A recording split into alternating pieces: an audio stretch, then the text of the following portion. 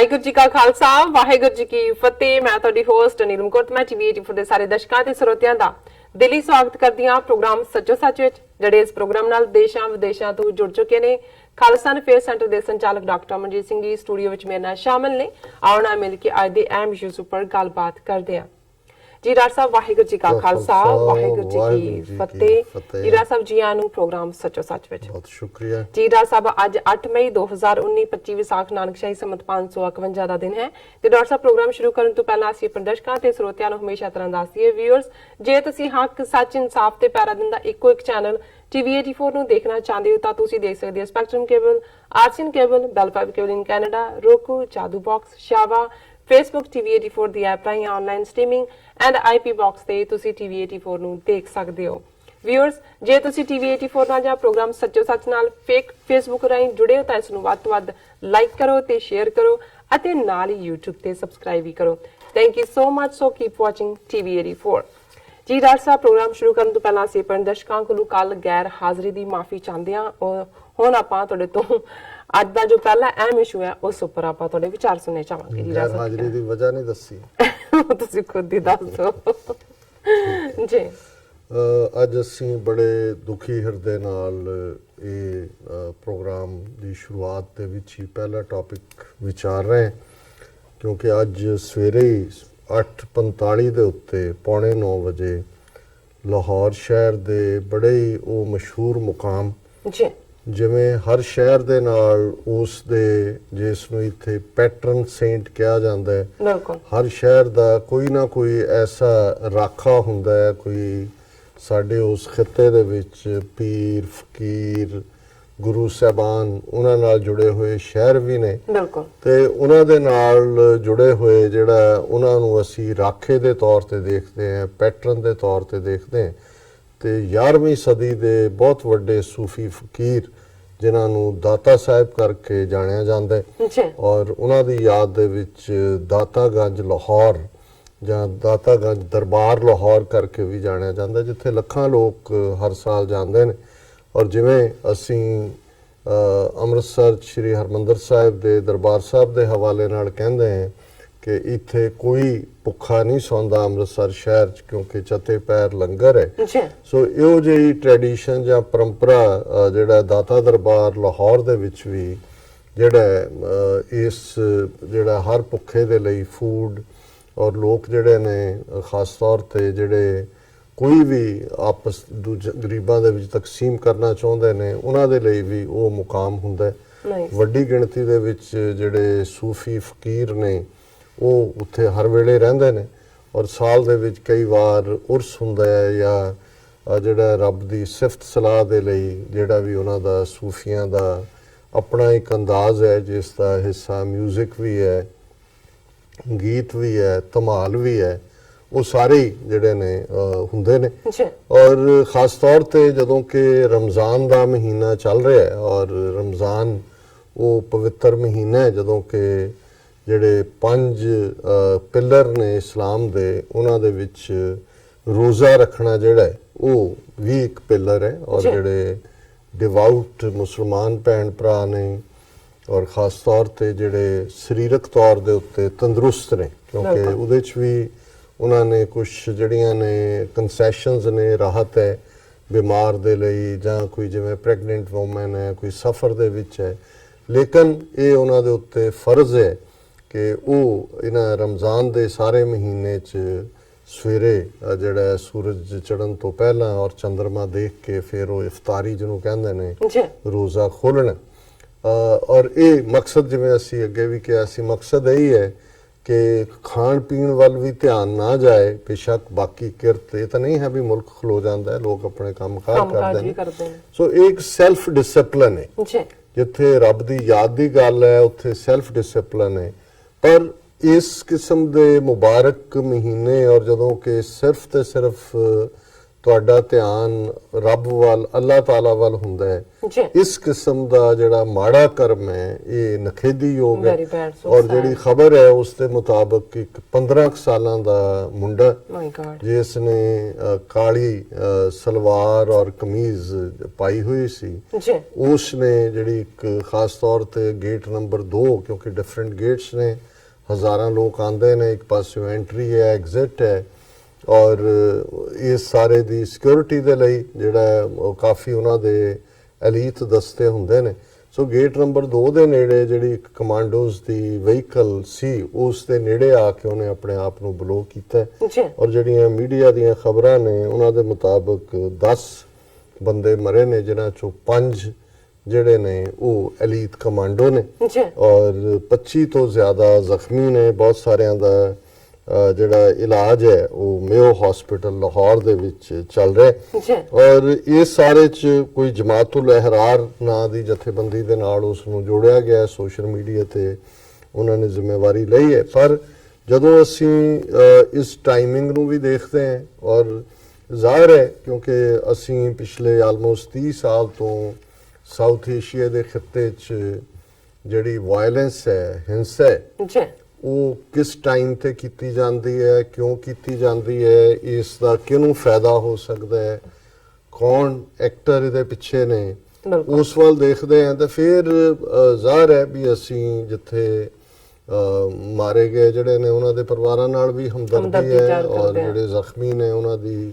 Speedy recovery ਦੀ ਅਰਦਾਸ ਕਰਦੇ ਹਾਂ, ਦੁਆ ਕਰਦੇ ਹਾਂ। ਲੇਕਿਨ ਜ਼ਾਹਿਰ ਹੈ ਕਿ ਇੱਕ 15 ਸਾਲਾਂ ਦਾ ਮੁੰਡਾ ਜਿਸ ਨੇ ਇਹ ਕੀਤਾ ਉਸ ਨੂੰ ਤਾਂ ਖੁਦ ਹੀ ਨਹੀਂ ਪਤਾ ਹੁੰਦਾ ਕਿ ਵੀ ਉਹਨੇ ਕੀ ਕੀਤਾ ਜਾਂ ਕੀ ਕਰਨਾ ਹੈ। ਉਸ ਦੀ ਟ੍ਰੇਨਿੰਗ ਜਿੱਥੇ ਵੀ ਹੋਈ ਹੋਏਗੀ ਉਹ ਤਾਂ ਇਹੀ ਹੁੰਦੀ ਹੈ ਕਿ ਵੀ ਉਸ ਨੂੰ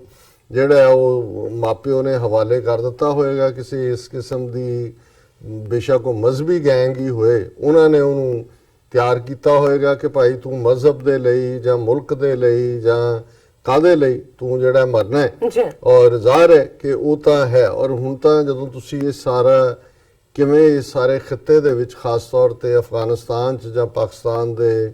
ਅੰਦਰੂਨ ਇਲਾਕਿਆਂ 'ਚ ਜਿਹੜੀ ਦਹਿਸ਼ਤਗਰਦੀ ਹੋਈ, ਭਾਵੇਂ ਪੇਸ਼ਾਵਰ ਦੇ ਵਿੱਚ ਸਕੂਲ 'ਚ ਸੀ ਜਾਂ ਮਸਜਿਦਾਂ ਦੇ ਬਾਹਰ ਹੁੰਦੀ ਹੈ ਜਾਂ ਦੂਸਰੀਆਂ ਥਾਵਾਂ ਤੇ ਹੁੰਦੀ ਹੈ। ਸੋ ਇਸ ਸਾਰੇ ਨੂੰ ਜਦੋਂ ਤੁਸੀਂ ਕੁੱਲ ਮਿਲਾ ਕੇ ਦੇਖਦੇ ਹੋ ਤੇ ਇਹ ਤਾਂ ਸਾਰੇ ਹਾਈਡ ਕਿਸਮ ਦੇ ਲੋਕ ਨੇ। ਬਿਲਕੁਲ ਇਹਨਾਂ ਨੂੰ ਵੇਚਿਆ ਜਾਂਦਾ ਹੈ। ਇਹ ਨਹੀਂ ਹੈ ਕਿ ਵੀ ਔਰ ਇੱਕ ਖਾਸ ਤਬਕੇ ਨੂੰ ਤਿਆਰ ਕੀਤਾ ਹੋਇਆ ਜਿਨ੍ਹਾਂ ਨੇ ਇਸ ਕਿਸਮ ਦੇ ਬ੍ਰੇਨ ਵਾਸ਼ਡ ਜਿਹੜੇ ਬੱਚੇ ਨੇ ਉਹਨਾਂ ਨੂੰ ਔਰ ਈਵਨ ਵਿਮਨ ਨੂੰ ਵੀ ਯੂਜ਼ ਕੀਤਾ ਗਿਆ। ਇਹਨਾਂ ਦੇ ਅੱਗੋਂ ਖਰੀਦਦਾਰ ਹੋਰ ਹੁੰਦੇ ਨੇ ਤੇ ਉਹਨਾਂ ਨੂੰ ਉਹ ਕਿਹਦੇ ਲਈ ਕੰਮ ਕਰ ਰਹੇ ਹੁੰਦੇ ਨੇ, ਉਹ ਜਿਹੜਾ ਤੋਂ ਉਹ ਖਰੀਦਦੇ ਨੇ ਉਹਨਾਂ ਨੂੰ ਵੀ ਨਹੀਂ ਪਤਾ। ਉਹਨਾਂ ਦਾ ਮਤਲਬ ਪੈਸੇ ਲਈ ਹੁੰਦਾ ਕਿ ਉਹਨਾਂ ਨੇ ਔਰ ਲੱਖ 2-2 ਲੱਖ ਡਾਲਰ ਦੇ ਵਿੱਚ ਵੀ ਇਸ ਕਿਸਮ ਦੀ ਜਦੋਂ ਕੀ ਉਹਨਾਂ ਨੇ ਅਟੈਕ ਕਰਨੇ ਹੁੰਦੇ ਨੇ ਉਸ ਨੂੰ ਇਸਤੇਮਾਲ ਕੀਤਾ ਜਾਂਦਾ ਹੈ। ਔਰ ਜਦੋਂ ਤੁਸੀਂ ਇਸ ਸਾਰੇ ਦੀ ਟਾਈਮਿੰਗ ਦੇਖਦੇ ਹੋ, ਮੈਂ ਦੇਖ ਰਿਹਾ ਹਾਂ ਵੀ ਜਿਹੜਾ ਉਹਨਾਂ ਦੇ ਇੰਟਰ ਸਰਵਿਸ ਪਬਲਿਕ ਰਿਲੇਸ਼ਨ ਦੇ ਡਾਇਰੈਕਟਰ ਜਨਰਲ ਅਜੇ ਕੁਝ ਦਿਨ ਪਹਿਲਾਂ ਲੰਬੀ ਚੌੜੀ ਉਹਨਾਂ ਦੀ ਪ੍ਰੈਸ ਕਾਨਫਰੰਸ ਦੇ ਵਿੱਚ ਉਹ ਦੱਸਦੇ ਨੇ ਕਿ ਵੀ ਉਹਨਾਂ ਨੇ ਕਿਵੇਂ ਫੌਜ ਨੇ ਅੰਦਰੂਨੀ ਦਹਿਸ਼ਤਗਰਦੀ ਦਾ ਖਾਤਮਾ ਕੀਤਾ। ਇਮਰਾਨ ਖਾਨ ਵੀ ਉਸ ਤੋਂ ਪਹਿਲਾਂ ਕਹਿ ਚੁੱਕੇ ਨੇ। ਔਰ ਫਿਰ ਉਹਨਾਂ ਨੇ ਜਿਹੜੀ ਇਸ ਵੇਲੇ ਖੈਬਰ ਪਖਤੂਨਖਵਾ ਦੇ ਵਿੱਚ ਇੱਕ ਆਰਗੇਨਾਈਜੇਸ਼ਨ ਨਵੀਂ ਜਿਹੜੀ ਕਿ ਤਹਫੁਜ਼ ਕੁਛ ਇਸ ਕਿਸਮ ਦਾ ਉਹਦਾ ਨਾਂ ਹੈ, ਉਸ ਦੇ ਲਈ ਔਰ ਜਿਹੜਾ ਪਖਤੂਨ ਫੋਕਸਡ ਰੱਖ ਕੇ ਜਿਹੜਾ ਉਹ ਧਮਕੀਆਂ ਔਰ ਦੂਸਰਾ ਤੀਸਰਾ ਕਰ ਰਹੇ ਨੇ, ਉਹਨਾਂ ਦਾ ਉਹਨਾਂ ਨੇ ਦੱਸਿਆ ਕਿ ਵੀ ਕਿਵੇਂ ਰਾਹ ਕਨੈਕਸ਼ਨ ਹੈ ਜਾਂ ਇਹ ਗੱਲ ਕਿੱਧਰ ਨੂੰ ਜਾ ਸਕਦੀ ਹੈ। ਫਿਰ ਅਸੀਂ ਦੇਖਦੇ ਹਾਂ ਕਿ ਵੀ ਇਹ ਜਦੋਂ ਸਾਰੀ ਟਾਈਮਿੰਗ ਔਰ ਅਫਸੋਸ ਹੈ ਮੈਨੂੰ ਕਿ ਮੈਂ ਅੱਜ ਜਦੋਂ ਕੁਝ ਪਾਕਿਸਤਾਨ ਦੇ ਮੇਰਾ ਹੁੰਦਾ ਹੈ ਕਿ ਵੀ ਜਦੋਂ ਕੋਈ ਖਾਸ ਘਟਨਾ ਵਾਪਰਦੀ ਹੈ, ਕਿਉਂਕਿ ਅਸੀਂ ਤਾਂ ਇੱਥੇ ਬੈਠੇ ਹਾਂ ਅਮਰੀਕਾ ਦੇ ਵਿੱਚ ਨਿਊਯਾਰਕ 'ਚ, ਤੇ ਮੈਨੂੰ ਹੁੰਦਾ ਹੈ ਵੀ ਜਿਹੜੇ ਉੱਥੇ ਗਰਾਊਂਡ ਦੇ ਉੱਤੇ ਬੜੇ ਵੱਡੇ ਟੀਵੀ ਸ਼ੋਅ ਕਰਨ ਵਾਲੇ ਨੇ, ਹੁਣ ਬਹੁਤ ਸਾਰਿਆਂ ਦੇ ਤਾਂ ਆਪਣੇ YouTube ਚੈਨਲ ਨੇ ਕਿਉਂਕਿ ਇਹ ਵੀ ਇੱਕ ਮਨੀ ਜਨਰੇਟਿੰਗ ਸੋਰਸ ਹੈ ਔਰ ਆਪਣੀ ਵੱਡੀ ਫੈਨ ਫੋਲੋਇੰਗ ਹੈ ਉਹਨਾਂ ਦੀ, ਕਿ ਵੀ ਕੋਈ ਕੰਕਰੀਟ ਡਿਸਕਸ਼ਨ ਹੋਏਗੀ। ਪਰ ਉਹਨਾਂ ਦਾ ਤਾਂ ਸਾਰਿਆਂ ਦਾ ਜ਼ੋਰ ਉਹ ਕੱਲ ਦੀ ਘਟਨਾ ਦੇ ਉੱਤੇ ਹੀ ਲੱਗਾ ਹੋਇਆ ਕਿ ਨਵਾਜ਼ ਸ਼ਰੀਫ ਕਿਵੇਂ ਜਿਹੜਾ ਉਹ ਜਲੂਸ ਦੀ ਸ਼ਕਲ ਦੇ ਵਿੱਚ ਗਏ ਔਰ ਜੇਲ੍ਹ ਕੋਟ ਲਖਪਤ ਜੇਲ੍ਹ ਔਰ ਉੱਥੇ ਉਹਨਾਂ ਨੂੰ ਪਹੁੰਚਾਇਆ ਗਿਆ ਔਰ ਕੀ ਹੋਇਆ, ਉਹਦੇ ਕੀ ਇਫੈਕਟ ਹੋਣਗੇ, ਜਲੂਸ ਜਾਣ ਵਾਲਾ ਕਿੰਨਾ ਵੱਡਾ ਸੀ, ਛੋਟਾ ਸੀ, ਬੰਦੇ ਆਪੇ ਆਏ ਕਿ ਲਿਆਂਦੇ ਗਏ, ਉਹ ਹੋਰ ਹੀ ਪਾਸੇ ਮੈਨੂੰ ਇੱਕ ਵੀ ਕਿਸੇ ਤੋਂ ਇਹ ਜਿਹੜਾ ਉਹ ਸੁਣਨ ਦੇ ਵਿੱਚ ਨਹੀਂ ਆਇਆ ਕਿ ਵੀ ਇਹ ਜਿਹੜਾ ਪਾਰਟ ਪਹਿਲਾਂ ਤਾਂ ਇੱਕ ਰਮਜ਼ਾਨ ਦੇ ਮਹੀਨੇ, ਫਿਰ ਇਹ ਜਿਹੜੇ ਸਾਰੇ ਟਾਰਗੇਟ ਨੇ, ਕੌਣ ਸੁन्नी ਤੇ ਸ਼ੀਆ ਦੇ ਫਰਕ ਖੜਾ ਕਰਦੇ, ਕੌਣ ਸੂਫੀ ਇਸਲਾਮ ਨੂੰ ਟਾਰਗੇਟ ਕਰਦੇ, ਔਰ ਦਾਤਾਗੰਜ ਦਾਤਾ ਦਰਬਾਰ ਵਰਗੀ ਥਾਂ ਦੇ ਉੱਤੇ ਇਸ ਮੌਕੇ ਦੇ ਉੱਤੇ, ਔਰ ਜਿਹੜਾ ਕਰਨ ਵਾਲਾ ਜ਼ਾਹਰ ਹੈ ਉਹ ਤਾਂ ਹਾਈਡ ਹੈ, ਉਹਨੂੰ ਤਾਂ ਪਤਾ ਵੀ ਨਹੀਂ, ਉਹ ਤਾਂ ਮਰ ਗਿਆ, ਉਹਨੇ ਕਿਸੇ ਦੇ ਕਹਿਣ ਤੇ ਜਿਹਨੇ ਵੀ ਉਹਨੂੰ ਭੇਜਿਆ। ਹੁਣ ਤੁਸੀਂ ਇਸ ਸਾਰੇ ਦੀ ਟਾਈਮਿੰਗ ਦੇਖੋ ਕਿ ਇਹ ਕਿੱਧਰ ਨੂੰ ਹੈ। ਇੱਕ ਪਾਸੇ ਅਸੀਂ ਦੇਖ ਰਹੇ ਹਾਂ ਕਿ ਅੱਜ ਹੀ ਇਹ ਖਬਰ ਵੀ ਸੀ ਕਿ 2-3 ਦਿਨ ਪਹਿਲਾਂ ਹੀ ਬੇਸ਼ੱਕ ਹੋਏਗੀ ਬਿਫੋਰ, ਜਿਹੜੀ ਇੱਕ ਕ੍ਰਿਸਚੀਅਨ ਲੇਡੀ ਜਿਸ ਦੇ ਉੱਤੇ ਬਲੈਸਫੈਮੀ ਦਾ ਕੇਸ ਸੀ ਸੁਪਰੀਮ ਕੋਰਟ ਦੇ ਵਿੱਚ, ਉਹਨੂੰ ਜਾ ਕੇ ਰਾਹਤ ਮਿਲੀ, ਔਰ ਬਾਅਦ ਦੇ ਵਿੱਚ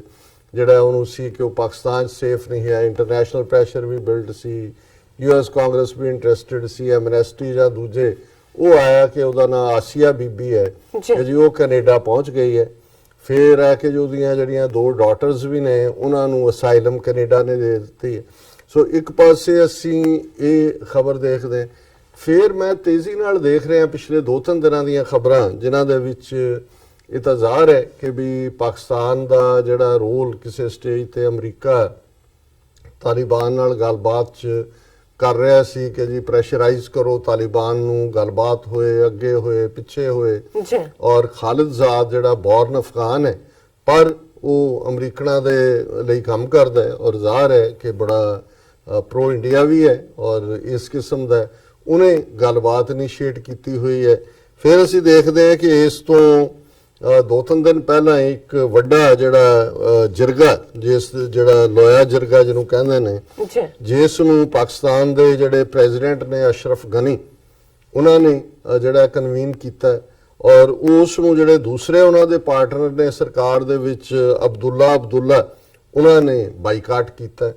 3000 ਡੈਲੀਗੇਟ ਤਾਂ ਇਕੱਠੇ ਕੀਤੇ ਉਸ ਸਾਰੇ ਦੇ ਵਿੱਚ, ਲੇਕਿਨ ਉਹਨਾਂ ਦੀ ਜਿਹੜੀ ਵਿਦਨ ਗਵਰਨਮੈਂਟ ਇੱਕ ਪਾਸੇ ਤਾਲਿਬਾਨ ਦੇ ਨਾਲ ਜਿਹੜੀ ਗੱਲਬਾਤ ਹੈ, ਤਾਲਿਬਾਨ ਅਸ਼ਰਫ ਗਨੀ ਨੂੰ ਜਦੋਂ ਹੁਣ ਪਿਛਲੀਆਂ ਮੀਟਿੰਗਸ ਜਿੱਥੇ ਵੀ ਹੋਈਆਂ ਨੇ, ਕੋਈ ਮਾਸਕੋ 'ਚ ਹੋਈ ਜਾਂ ਕੋਈ ਹੋਰ ਹੋਈ, ਉਹ ਤਾਂ ਉਹਨਾਂ ਨੂੰ ਤੇ ਪਾਰਟੀ ਨਹੀਂ ਮੰਨਦੇ ਕਿਉਂਕਿ ਆਲਰੇਡੀ ਗਰਾਊਂਡ ਦੇ ਉੱਤੇ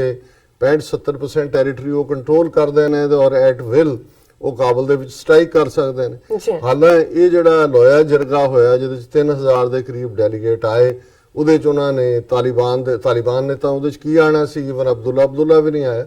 ਲੇਕਿਨ ਉਹਦੇ 'ਚ ਉਹਨਾਂ ਨੂੰ ਔਲਿਵ ਬ੍ਰਾਂਚ, ਔਰ ਇਹ ਰਮਜ਼ਾਨ ਤੋਂ ਠੀਕ ਪਹਿਲਾਂ ਹੋਇਆ ਲੋਇਆ ਜਿਰਗਾ, ਉਹ 'ਚ ਉਹਨਾਂ ਨੇ ਕਿਹਾ ਜੀ ਅਸੀਂ 175 ਜਿਹੜੇ ਤਾਲਿਬਾਨ ਨੇ ਪ੍ਰਿਜ਼ਨਰ, ਉਹਨਾਂ ਨੂੰ as a goodwill gesture Ramzan ਦੇ ਦੌਰਾਨ ਜਾਂ ਰਮਜ਼ਾਨ ਤੋਂ ਪਹਿਲਾਂ, ਰਮਜ਼ਾਨ ਦੇ ਮੌਕੇ ਅਸੀਂ ਉਹਨਾਂ ਨੂੰ ਰਿਲੀਜ਼ ਕਰਾਂਗੇ। ਫਿਰ ਇਸ ਦੇ ਨਾਲ ਹੀ ਉਹਨਾਂ ਨੇ ਇਹ ਵੀ ਜਿਹੜਾ ਗੱਲਬਾਤ ਨੂੰ ਅੱਗੇ ਤੋਰਨ ਦੇ ਲਈ ਦੂਸਰੇ ਪਾਰਟ ਵੀ ਕਹੇ ਕਿ ਜੀ ਅਸੀਂ ਗੱਲਬਾਤ ਰਾਹੀਂ ਔਰ ਅਫਗਾਨ ਸੁਸਾਇਟੀ ਡਿਵਾਈਡ ਨਾ ਹੋਏ, ਜਿਵੇਂ ਸਾਰੀਆਂ ਹੁੰਦੀਆਂ ਗੱਲਾਂ, ਔਰ ਇਹ ਅਫਗਾਨਾਂ ਦੀ ਜਿਹੜੀ ਉਹਨਾਂ ਦੇ ਕਬੀਲਿਆਂ ਦੀ ਇਹ ਲੋਇਆ ਜਿਰਗਾ ਵਾਲੀ ਪ੍ਰੋਸੈਸ ਹੈ, ਜਿਰਗਾ ਉਹਨਾਂ ਦੀ ਵੱਡੇ ਐਲਡਰ ਬੈਠਦੇ ਨੇ, ਔਰ ਦੂਜਾ ਇਹ ਬੜੀ ਪੁਰਾਣੀ ਹੈ, ਇਵਨ ਇਸਲਾਮ ਤਾਂ 1450 ਸਾਲ ਪੁਰਾਣਾ, ਇਸ ਤੋਂ ਵੀ ਬਹੁਤ 4-5000 ਸਾਲ ਪੁਰਾਣੀ ਉਹਨਾਂ ਦੀ ਇਹ ਟ੍ਰੈਡੀਸ਼ਨ ਹੈ ਜਿਸ ਨੂੰ ਕੋਈ ਵਾਇਓਲੇਟ ਨਹੀਂ ਕਰਦਾ। ਪਰ ਹੁਣ ਕਿਉਂਕਿ ਜਦੋਂ ਡਿਵੀਜ਼ਨਸ ਹੀ ਹੋ ਗਈਆਂ ਔਰ ਡਿਫਰੈਂਟ ਨਜ਼ਰੀਏ, ਡਿਫਰੈਂਟ ਲੋਕ, ਡਿਫਰੈਂਟ ਇੰਟਰਸਟ, ਔਰ ਜੇ ਅਮਰੀਕਾ ਦੇ ਹਵਾਲੇ ਨਾਲ ਦੇਖੀਏ, ਅਸੀਂ ਆਲਰੇਡੀ ਪਿਛਲੇ ਮਹੀਨਿਆਂ 'ਚ ਕਈ ਪ੍ਰੋਗਰਾਮ ਕੀਤੇ ਨੇ ਕਿ ਵੀ ਇਹਦੇ 'ਚ ਕੋਈ ਸ਼ੱਕ ਨਹੀਂ ਹੈ ਕਿ ਔਨ ਦਾ ਗਰਾਊਂਡ ਅਮਰੀਕਾ ਹਾਰ ਚੁੱਕਾ ਹੈ। ਨੈਟੋ ਫੋਰਸਿਸ ਜਿਹੜੀ ਹੈ ਵਰਸਟ ਡਿਫੀਟ, ਸੋਵੀਅਤ ਯੂਨੀਅਨ ਦੀ ਡਿਫੀਟ ਤੋਂ ਬਾਅਦ ਪਿਛਲੇ 30 ਸਾਲਾਂ 'ਚ ਇਹ ਕਹਿਣਾ ਹੋਏ, 1979 ਦੇ ਵਿੱਚ ਸੋਵੀਅਤ ਯੂਨੀਅਨ ਨੇ ਅਫਗਾਨਿਸਤਾਨ ਦੇ ਵਿੱਚ ਜਿਹੜੀ ਹੈ ਉਹ ਦਖਲਅੰਦਾਜ਼ੀ ਕੀਤੀ ਸੀ, ਔਰ 1999-90 ਤੱਕ ਪਹੁੰਚਦੇ ਆ ਉਹਦਾ ਕੰਮ ਹੋ ਗਿਆ ਸੀ, ਔਰ ਇਹੀ ਹਾਲ ਅਮਰੀਕਾ ਦਾ ਹੈ। ਪਰ ਇੱਕ ਅਮਰੀਕਾ ਦਾ ਹਮੇਸ਼ਾ ਇਹ ਰਿਹਾ ਹੈ ਕਿ ਵੀ ਜਿਵੇਂ ਇੱਕ ਉੱਥੋਂ ਦਾ ਸਾਡੇ ਬਾਣੀਆਂ ਦਾ ਇੱਕ ਕਰੈਕਟਰ ਬਿਆਨ ਹੁੰਦਾ ਹੈ ਮੋਸਟਲੀ ਕਿ ਵੀ ਬਾਣੀਆਂ ਦੀ ਜੇ ਕਿ ਲੜਾਈ ਹੋਈ ਹੈ ਕਿਸਾਨ ਨਾਲ, ਕਿਸਾਨ ਨੇ ਚਪੇੜ ਮਾਰੀ ਹੈ ਖਿੱਚ ਕੇ, ਤੇ ਉਹ ਉਹਨੂੰ ਕਹਿੰਦਾ ਇਬ ਕੀ ਬਾਰ ਮਾਰ ਤੋਂ ਦੇਖੋ, ਉਹਨੇ ਇੱਕ ਹੋਰ ਮਾਰਿਆ ਇਬ ਕੀ ਬਾਰ ਮਾਰ ਤੋਂ ਦੇਖੋ, ਖਾਈ ਜਾਂਦਾ ਹੈ ਪਰ ਇਹ ਮੰਨਣ ਨੂੰ ਕਦੇ ਤਿਆਰ ਨਹੀਂ ਹੁੰਦਾ ਫਿਰ ਬਾਹਰ ਜਾ ਕੇ ਕਿਤੇ ਉਹ ਕਹੇਗਾ, ਕਹਿੰਦਾ ਵੀ ਨਹੀਂ ਉਹਨੇ ਅਖੀਰਲੀ ਮੈਨੂੰ ਨਹੀਂ ਮਾਰੀ, ਨਹੀਂ ਤਾਂ ਮੈਂ ਉਹਨੂੰ ਦੱਸਣਾ ਸੀ। ਦੇਖੋ ਸੋ ਜ਼ਾਹਿਰ ਹੈ ਵੀ ਇਹੋ ਜਿਹੀ ਸਟ੍ਰੈਟਜੀ ਅਮਰੀਕਾ ਜਦੋਂ ਵੀ ਕਿਤੇ ਹੁੰਦਾ, ਜਾਂ ਤਾਂ ਉਹ ਭਾਂਡਾ ਕਿਸੇ ਦੇ ਸਿਰ ਭੰਨਦਾ ਹੈ। ਜਿਵੇਂ ਵਿਤਨਾਮ ਦੇ ਵਿੱਚ ਹਿਊਮਿਲੇਟਿੰਗ ਡਿਫੀਟ ਹੈ ਅਮਰੀਕਨ ਹਿਸਟਰੀ ਦੀ। ਅੱਜ ਵੀ ਤੁਸੀਂ ਵਾਸ਼ਿੰਗਟਨ ਡੀਸੀ ਵਿਤਨਾਮ ਵਾਰ 60,000 ਸੋਲਜਰਸ ਦਾ ਜਿਹੜਾ ਉਹ ਨਾਂ ਲਿਖਿਆ ਹੋਇਆ, ਇਹੀ ਨਹੀਂ ਵੀ ਕੈਜੂਅਲਟੀਜ਼ ਹੋਈ, ਹਾਲੇ ਇਹਨਾਂ ਨੇ ਮਿਲੀਅਨ ਵਿਤਨਾਮੀ ਮਾਰੇ, ਪਰ ਉਹਨਾਂ ਦੀ ਇੱਕ ਪਿਕਚਰ ਵੀ ਜਦੋਂ ਕਿ ਲਾਸਟ ਅਮਰੀਕਨ ਉਹ ਜਹਾਜ਼ ਹੈਲੀਕਾਪਟਰ ਉੱਡ ਰਿਹਾ ਉਹਦੇ ਨਾਲ ਲਟਕਿਆ ਹੋਇਆ, ਹਿਊਮਿਲੇਟਿੰਗ। ਲੇਕਿਨ ਇਹਦਾ ਗੁੱਸਾ ਇਹਨਾਂ ਨੇ ਕੰਬੋਡੀਆ ਦੇ ਉੱਤੇ ਕੱਢਿਆ ਕਿ ਵੀ ਉਹਨੇ ਜਿਹੜਾ ਉਹ ਜਿੱਤ ਨਹੀਂ ਹੋਣ ਦਿੱਤੀ। ਇਸੇ ਤਰ੍ਹਾਂ ਅਸੀਂ ਹੋਰ ਮੌਕਿਆਂ ਦੇ ਉੱਤੇ ਵੀ ਦੇਖਦੇ ਹਾਂ। ਹੁਣ ਮਿਡਲ ਈਸਟ ਪਾਲਿਸੀ ਦੇ ਵਿੱਚ ਅਮਰੀਕਾ ਨੇ ਜਿਵੇਂ ਪਹਿਲਾਂ ਇਰਾਕ ਨੂੰ ਵਰਤਿਆ ਈਰਾਨ ਦੇ ਖਿਲਾਫ, ਇਰਾਕ ਨੇ ਕੈਮੀਕਲ ਵੈਪਨ ਵੀ ਯੂਜ਼ ਕੀਤੇ। 1979 ਚ ਇੱਕ ਪਾਸੇ ਆਇਤੁੱਲਾ ਖਮੀਨੀ ਜਿਹੜਾ ਉਹ ਈਰਾਨ ਚ ਗਿਆ, ਇਹਨਾਂ ਦੇ ਮੁਲਕਾਂ ਚੋਂ ਪੈਰਿਸ ਦੇ ਵਿੱਚ ਸੀ, ਟਰਕੀ ਦੇ ਵਿੱਚ ਸੀ, ਜਲਾਵਤਨੀ ਦੇ ਵਿੱਚ, ਤੇ ਉੱਥੇ ਉਹ ਪਹੁੰਚਦੇ 1 ਸਾਲ ਬਾਅਦ ਇਰਾਕ ਤੋਂ ਹਮਲਾ ਕਰਵਾ ਦਿੱਤਾ। ਉਦੋਂ ਇਰਾਕ ਅਮਰੀਕਾ ਦੇ ਆਰਬਿਟ ਸੀ, ਔਰ ਇੱਕ ਅੰਦਾਜ਼ੇ ਮੁਤਾਬਕ ਕਲੋਜ਼ ਟੂ 1 ਮਿਲੀਅਨ 10 ਲੱਖ ਦੇ ਲੋਕ ਕਰੀਬ ਇਰਾਨੀ ਔਰ ਇਰਾਕੀ ਮਾਰੇ ਗਏ। ਯੰਗ ਮੁੰਡੇ ਉਹਨਾਂ ਉਦੋਂ ਵੀ ਜਿਹੜਾ 16 ਸਾਲ ਦੇ ਜੰਗ ਦੇ ਮੈਦਾਨ 'ਚ ਗਏ। ਪਹਿਲੀ ਵਾਰ ਵੱਡੇ ਪੈਮਾਨੇ ਤੇ ਇਰਾਕ ਦੇ ਸਦਾਮ ਹੁਸੈਨ ਨੇ ਕੈਮੀਕਲ ਵੈਪਨ ਯੂਜ਼ ਕੀਤੇ ਈਰਾਨ ਦੇ ਖਿਲਾਫ। ਫਾਈਨਲੀ ਜਿਹੜਾ ਉਹ ਹੋਣਾ ਤਾਂ ਕੀ ਸੀ, ਕਿਉਂਕਿ ਅਮਰੀਕਾ ਨਹੀਂ ਸੀ ਚਾਹੁੰਦਾ ਵੀ ਈਰਾਨ ਦੇ ਵਿੱਚ ਜਿਹੜੀ ਤਬਦੀਲੀ ਹੈ ਇਹਦੇ ਥੱਲੇ ਕੋਈ ਨਵੀਂ ਇਨਸਪੀਰੇਸ਼ਨ ਨਿਕਲੇ। ਸੋ ਜ਼ਾਹਿਰ ਹੈ ਕਿ ਉੱਥੇ ਉਹ ਜਿਹੜਾ ਖਮੀਨੀ ਔਰ ਸਦਾਮ ਹੁਸੈਨ ਆਪਸ ਦੇ ਵਿੱਚ ਫਸੇ, ਲੋਕਾਂ ਦਾ ਨੁਕਸਾਨ ਵੀ ਹੋਇਆ ਕੈਮੀਕਲ, ਪਰ ਕਿਉਂਕਿ ਇਰਾਕ ਯਾਰ ਸੀ ਕੈਮੀਕਲ ਵੈਪਨ ਵਰਤ ਵੀ ਲਏ, ਫਿਰ ਕੀ ਹੋਇਆ। ਉਸ ਤੋਂ ਬਿਨਾਂ ਵੀ ਇਰਾਕ ਨੇ ਈਵਨ ਜਿਹੜੇ ਅੱਜ ਕੁਰਦਾਂ ਦਾ ਅਮਰੀਕਾ ਹਮਦਰਦ ਬਣਿਆ ਹੋਇਆ ਨਾਰਦਰਨ ਕੁਰਦਿਸਤਾਨ 'ਚ, ਕੁਰਦਾਂ ਦੇ ਖਿਲਾਫ ਵੀ ਕੈਮੀਕਲ ਵੈਪਨ ਇਸਤੇਮਾਲ ਕੀਤੇ ਸੀ। ਲੇਕਿਨ ਉਸ ਸਾਰੇ ਦੌਰ ਦੇ ਵਿੱਚ ਵੀ ਅਸੀਂ ਦੇਖਦੇ ਹਾਂ ਕਿ ਅਲਟੀਮੇਟਲੀ ਫਿਰ ਦੁਬਾਰਾ ਇੱਕ ਸਟੇਜ ਤੇ ਤਾਂ ਕੁਵੈਤ ਦੇ ਮੁੱਦੇ ਤੇ ਸਦਾਮ ਹੁਸੈਨ ਫੜਿਆ ਗਿਆ, ਹੋ ਗਿਆ, ਫਿਰ ਇਰਾਕ ਦੇ ਫਿਰ ਫਸ ਗਿਆ ਜਾ ਕੇ ਇਰਾਕ 'ਚ। ਸੀਰੀਆ ਦੇ ਵਿੱਚ ਜਿਹੜੀ ਅੱਜ ਇਸਲਾਮਿਕ ਸਟੇਟ ਜਿਹਨੂੰ ਕਹਿੰਦੇ ਨੇ, ਉਹਨਾਂ ਨੂੰ ਸ਼ੁਰੂ 'ਚ ਕਿਹਨਾਂ ਨੇ ਹਥਿਆਰ ਦਿੱਤੇ, ਔਰ ਸੀਰੀਆ ਦੇ ਉਹਦੇ ਅਸਾਦ ਦੇ ਮੁੰਡੇ ਦੇ ਖਿਲਾਫ ਜਿਹੜਾ ਉਹ ਕੀਤਾ, ਪਰ ਉੱਤੇ ਫੇਲ ਹੋਏ। ਹੁਣ ਉਸ ਸਾਰੀ ਫੇਲਿਓਰ 'ਚ ਫੇਲ ਇਹਨਾਂ ਦੀ ਆਪਣੀ ਅਫਗਾਨ ਪਾਲਿਸੀ ਤਾਂ ਹੋਈ ਹੈ। ਮਿਡਲ ਈਸਟ ਦੇ ਵਿੱਚ ਕਿੱਥੇ ਈਰਾਨ ਨੂੰ ਖੁੰਝੇ ਲਾਉਣਾ ਚਾਹੁੰਦੇ ਸੀ, ਪਰ ਇਰਾਕ ਦਾ ਡੈਸੀਮੇਟ ਹੋਣਾ ਉਹ ਸੈਂਟਰਲ ਏਸ਼ੀਆ 'ਚੋਂ ਇਵੈਂਚੁਅਲੀ ਉਹਦੇ ਨਾਲ ਈਰਾਨ ਸਟਰੋਂਗ ਹੋਇਆ। ਸੋ ਹੁਣ ਈਰਾਨ ਦੇ ਸਟਰੋਂਗ ਹੋਣ ਦਾ ਮਤਲਬ ਹੈ ਕਿ ਲੈਬਨਾਨ 'ਚ ਹਿਜ਼ਬੁੱਲਾ ਹੋਏ, ਯਮਨ ਦੀ ਸਿਵਲ ਵਾਰ ਹੋਏ ਜਿਹਦੇ 'ਚ ਕਿ ਪ੍ਰੌਕਸੀ ਵਾਰ ਰਾਦਰ, ਸਾਊਦੀ ਅਰੇਬੀਆ ਔਰ ਅਮਰੀਕਨ ਵੈਪਨਰੀ ਇਸਤੇਮਾਲ ਹੋ ਰਹੀ ਹੈ, ਲੇਕਿਨ ਇਹਨਾਂ ਵਾਲੀ ਧਿਰ ਲੂਜ਼ ਕਰ ਰਹੀ ਹੈ, ਈਰਾਨ ਦੂਜੇ ਪਾਸੇ ਉੱਪਰ ਨੂੰ ਜਾ ਰਿਹਾ। 25-30 ਸਾਲ ਈਰਾਨ ਦਾ ਸ਼ਿਕੰਜਾ ਕੱਸਿਆ, ਸੈਂਕਸ਼ਨਸ ਇੱਧਰ ਉੱਧਰ, ਨਿਊਕਲੀਅਰ। ਚਲੋ ਓਬਾਮਾ ਨੇ ਘੱਟੋ ਘੱਟ ਉਹਦੇ 'ਚੋਂ ਅਮਰੀਕਾ ਨੂੰ ਕੱਢਿਆ ਉਸ ਗਲਟ 'ਚੋਂ। ਟਰੰਪ ਨੇ ਆ ਕੇ ਵਾਪਸ ਜਿਹੜਾ ਐਗਰੀਮੈਂਟ UN ਦੇ ਥੱਲੇ ਯੂਰਪੀਅਨ ਪਾਵਰਸ ਨੇ ਆਫਟਰ ਈਅਰਸ ਆਫ ਕੰਸਲਟੇਸ਼ਨ, ਜਿਹਦੇ 'ਚ ਈਰਾਨ ਤੋਂ ਸੈਂਕਸ਼ਨਸ ਕਮਜ਼ੋਰ ਕੀਤੀਆਂ ਸੀ, ਈਰਾਨ ਨੇ ਆਪਣਾ ਨਿਊਕਲੀਅਰ ਪ੍ਰੋਗਰਾਮ ਸ਼ੈਲਵ ਕਰ ਦਿੱਤਾ ਸੀ, ਉਹ ਹੁਣ ਇਹਨਾਂ ਨੂੰ ਲੱਭਦਾ ਨਹੀਂ ਹੈ ਕਿ ਵੀ ਉਹ ਕਿਹੜਾ ਵਿਪਿੰਗ ਬॉय ਬਣਾਉਣ ਕੇ ਇਸ ਨੂੰ ਜਿਹੜਾ ਉਹ ਉਸ ਦੇ ਉੱਤੇ ਇਹ ਦੋਸ਼ ਦੇਣ। ਤੇ ਹੁਣ ਈਰਾਨ ਦਾ ਜਿਹੜਾ ਸ਼ਿਕੰਜਾ ਕੱਸਿਆ ਹੋਇਆ। ਸੋ ਕੁੱਲ ਮਿਲਾ ਕੇ ਹੁਣ ਇਹੀ ਹਾਲਤ ਅਫਗਾਨਿਸਤਾਨ ਦੇ ਮੁੱਦੇ ਤੇ ਹੈ। ਇਹਨਾਂ ਦੀ ਫੇਲਿਓਰ ਹੈ, ਇਹ ਉੱਥੋਂ ਨਿਕਲਣਾ ਵੀ ਚਾਹੁੰਦੇ ਨੇ, ਫੇਸ ਵੀ ਮੰਗਦੇ ਨੇ। ਪਾਕਿਸਤਾਨ ਦਾ ਇਹ ਠੀਕ ਹੈ, ਪਾਕਿਸਤਾਨ ਦਾ ਬਹੁਤ ਕੁਝ ਐਟ ਸਟੇਕ ਹੈ। ਪਾਕਿਸਤਾਨ ਤਾਂ ਦੇਖ ਰਿਹਾ ਹੈ ਕਿ ਵੀ ਅਮਰੀਕਾ ਨੇ ਜਿਵੇਂ ਪਹਿਲਾਂ ਇਹ ਜਦੋਂ ਉੱਥੋਂ ਨਿਕਲੇ ਨੇ ਔਰ ਉਸ ਤੋਂ ਬਾਅਦ ਸਿਵਲ ਵਾਰ ਹੋਈ, ਕਿੰਨੇ ਅਫਗਾਨ ਤਾਂ ਮਾਰੇ ਹੀ ਗਏ ਉਸ ਸਿਵਲ ਵਾਰ 'ਚ। 3 ਮਿਲੀਅਨ ਤੋਂ 6 ਮਿਲੀਅਨ ਤੱਕ, ਜਾਂ 5 ਮਿਲੀਅਨ ਤੱਕ ਰਿਫਿਊਜੀ ਜਿਹੜੇ ਸੋਵੀਅਤ ਇਨਵੇਜਨ ਤੋਂ ਲੈ ਕੇ ਸਿਵਲ ਵਾਰ ਤੱਕ ਪਾਕਿਸਤਾਨ ਜਾ ਕੇ ਬੈਠ ਗਏ। ਅੱਜ ਵੀ 3 ਮਿਲੀਅਨ ਬੈਠੇ ਨੇ। ਹੁਣ ਪਾਕਿਸਤਾਨ ਨੇ ਇਸ ਗੱਲ ਨੂੰ ਫੋਰਸੀ ਕਰਦੇ ਆ, ਇੱਕ ਪਾਸੇ ਉਹਨਾਂ ਨੇ ਜਿਹੜੀ ਹੈ ਫੈਂਸ ਕਰਨਾ ਸ਼ੁਰੂ ਕੀਤਾ ਹੈ ਅਫਗਾਨਿਸਤਾਨ ਨਾਲ ਬਾਰਡਰ, ਤਾਂ ਕਿ ਜਦੋਂ ਵੀ ਫਿਊਚਰ 'ਚ ਅਮਰੀਕਾ ਨੇ ਨਿਕਲਣਾ ਹੈ ਉੱਥੇ ਕੋਈ ਵੀ ਇਸ ਕਿਸਮ ਦੀ ਜਿਹੜੀ ਆਪਸੀ ਖਾਨਾ ਜੰਗੀ ਹੈ ਉਸ 'ਚ ਨਵੇਂ ਰਿਫਿਊਜੀ ਵੀ ਨਾ ਆਉਣ ਤੇ ਪਾਕਿਸਤਾਨ ਦੇ ਵਿੱਚ ਆ ਕੇ ਕੋਈ ਉੱਥੋਂ ਦੇ ਜਿਹੜੇ ਲੋਕ ਨੇ, ਜਿਹੜੇ ਲੜਾਕੇ ਨੇ, ਉਹ ਆਪਣੀ ਥਾਂ ਨਾ ਬਣਾਉਣ। ਸੋ ਕੁੱਲ ਮਿਲਾ ਕੇ ਉਹ ਗੱਲ ਤਾਂ ਇਹ ਹੈ ਕਿ ਵੀ ਪਾਕਿਸਤਾਨ ਤਾਂ ਆਪਣੇ ਆਪ ਨੂੰ ਆਲਰੇਡੀ ਜਿਵੇਂ ਉਹਨਾਂ ਨੇ ਸਫਰ ਕੀਤਾ ਹੈ, ਔਰ ਜਿਵੇਂ ਉਹਨਾਂ ਨੇ ਜਿਹੜੇ ਡਾਇਰੈਕਟਰ ਜਨਰਲ ਇੰਟਰ ਸਰਵਿਸਿਜ਼ ਨੇ ਉਹਨਾਂ ਨੇ ਰਿਲੇਟ ਕੀਤਾ ਕਿ ਵੀ 40 ਸਾਲਾਂ 'ਚ ਅਸੀਂ ਕਿਵੇਂ ਇੱਕ ਤੋਂ ਬਾਅਦ ਇੱਕ ਦਹਿਸ਼ਤਗਰਦੀ ਦਾ ਸ਼ਿਕਾਰ ਹੋਏ ਹਾਂ, ਔਰ ਸਾਡੀ ਇਕਨੋਮੀ ਔਰ ਲੋਕਾਂ ਦੇ ਜ਼ਿੰਦਗੀਆਂ ਦੇ ਵਿੱਚ ਕਿਸ ਕਿਸਮ ਦਾ ਮਾਹੌਲ ਹੈ। ਸੋ ਉਹ ਤਾਂ ਆਪਣੀ ਸੇਫਟੀ ਵੱਲ ਲੱਗੇ ਹੋਏ ਨੇ। ਜ਼ਾਹਿਰ ਹੈ ਪਾਕਿਸਤਾਨ ਨੇ ਆਪਣਾ ਯਤਨ ਕੀਤਾ ਹੈ ਔਰ ਕਰ ਵੀ ਰਿਹਾ ਹੋਏਗਾ, ਪਰ ਤਾਲਿਬਾਨ ਜਿਹੜੇ ਨੇ ਉਹ ਆਪਣੀ ਕਿਸਮ ਦੀ ਜਿੰਸ ਨੇ। ਠੀਕ ਹੈ ਪਾਕਿਸਤਾਨ ਦਾ ਇਨਫਲੂਐਂਸ ਹੈ, ਲੇਕਿਨ ਤਾਲਿਬਾਨ ਉਹ ਨੇ ਜਿਹੜੇ ਈਵਨ ਪਾਕਿਸਤਾਨ ਅਫਗਾਨਿਸਤਾਨ ਦਾ ਜਿਹੜਾ ਬਾਰਡਰ, ਜਿਹੜਾ ਡਿਊਰੈਂਟ ਲਾਈਨ 1893 ਵਿੱਚ ਡਰਾ ਹੋਈ, ਉਹਨੂੰ ਵੀ ਨਹੀਂ ਮੰਨਦੇ ਹੈ। ਅਫਗਾਨਿਸਤਾਨ ਦੀ ਮੌਜੂਦਾ ਹਕੂਮਤ ਵੀ ਨਹੀਂ, ਕਿਸੇ ਹਕੂਮਤ ਨੇ ਵੀ ਨਹੀਂ ਮੰਨਿਆ। ਜਦੋਂ ਈਵਨ ਇਹਨਾਂ ਦੇ ਆਪਣੇ ਜਿਹੜੇ ਪ੍ਰਭਾਵ ਵਾਲੇ ਤਾਲਿਬਾਨ ਵੀ ਸੀ, ਜਦੋਂ ਪਿਛਲੇ ਸੋਵੀਅਤ ਯੂਨੀਅਨ ਤੋਂ ਬਾਅਦ, ਈਵਨ ਉਹ ਵੀ ਉਹਨੂੰ ਮੰਨਣ ਨੂੰ ਤਿਆਰ ਨਹੀਂ ਸੀ। ਹੁਣ ਜ਼ਾਹਰ ਹੈ ਕਿ ਅਮਰੀਕਾ ਉੱਥੋਂ ਨਿਕਲਣਾ ਵੀ ਚਾਹੁੰਦਾ ਹੈ, ਪਰ ਉਹਨੂੰ ਇਹ ਲੱਗਦਾ ਹੈ ਵੀ ਕਿਹਦੇ ਮੋਢੇ ਤੇ ਰੱਖ ਕੇ ਉਹ ਜਿਹੜਾ ਹੈ ਉਹ ਫਾਇਰ ਵੀ ਕਰਦਾ ਰਹੇ, ਤਾਂ ਕਿ ਫਿਊਚਰ 'ਚ ਜਦੋਂ ਕਿਸੇ ਨੂੰ ਦੋਸ਼ ਦੇਣਾ ਉਹਨੂੰ ਵੀ ਦੇ। ਇੰਡੀਆ ਨੂੰ ਇਹ ਨਜ਼ਰ ਆਉਂਦਾ ਹੈ ਕਿ ਵੀ ਅਸੀਂ $3 ਬਿਲੀਅਨ ਦੇ ਕੇ ਉੱਥੇ ਪਾਰਲੀਮੈਂਟ ਦੀ ਬਿਲਡਿੰਗ ਬਣਾਈ। ਅਫਗਾਨਿਸਤਾਨ 'ਚ ਅਸੀਂ ਜਿਹੜਾ ਪਾਕਿਸਤਾਨ ਨੂੰ ਖਤਮ ਕਰਨ ਦੇ ਲਈ ਆਪਣੇ ਸਾਰੇ ਮਿਸ਼ਨ ਜਿਹੜੇ ਅਫਗਾਨਿਸਤਾਨ ਦੇ ਪਾਕਿਸਤਾਨ ਦੀ ਹੱਦ ਨਾਲ ਲੱਗਦੇ ਨੇ ਜਾਂ ਬਾਰਡਰ ਈਰਾਨ ਨਾਲ ਲੱਗਦੇ ਨੇ, ਉੱਥੇ ਆਪਣੇ ਏਜੰਟ ਬਿਠਾਏ ਹੋਏ ਨੇ।